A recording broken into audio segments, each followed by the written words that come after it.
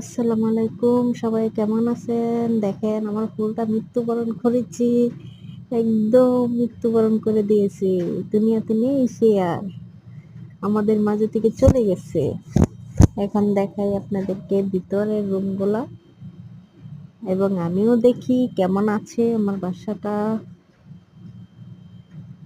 দেখি তো অন্ধকার, আসলে ভয় লাগে। কারণ সব অন্ধকার, এ বাসায় লোকও থাকে না, সেজন্য একটু ভয়ও লাগে। আবার এই রুমটাতে দেখি তো, লাইটগুলো জ্বালিয়ে দিলাম। এই রুমে তেমন কিছু নাই, আছে আর কি, মোটামুটি এসি আছে, লাইট আছে, ঝাড়বাতিগুলো আছে। এগুলা নিব না, এগুলা এখানে থাকবে, এগুলা ওরা নিব না।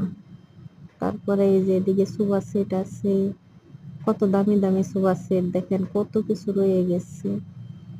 এই যে ফ্রিজ আছে, ফ্রিজ এখনো চালু আছে, ফ্রিজে কিছু জিনিসপত্র আছে, এগুলো কিচ্ছু নিব না, এইভাবেই থাকবে এখানে। এগুলা ওরা আর নিয়ে ব্যবহার করবে না।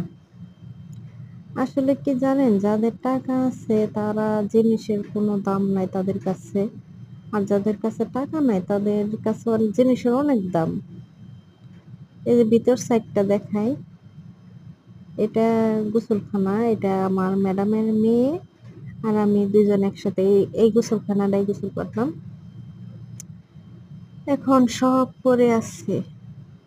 মানুষ তো বলে যে দুনিয়াতে কামাই কইরা রাইখা যাইতাছো কার জন্যে, সব তো পইরা থাকবো ঠিক, মরার আগেই দেখা যাইতেছে সব কিছু পইরা রয়েছে। দেখেন এত সুন্দর সুন্দর বাড়ি ঘর দুয়ার রাইখা চইলা গেছে, বিদেশের বাড়ি।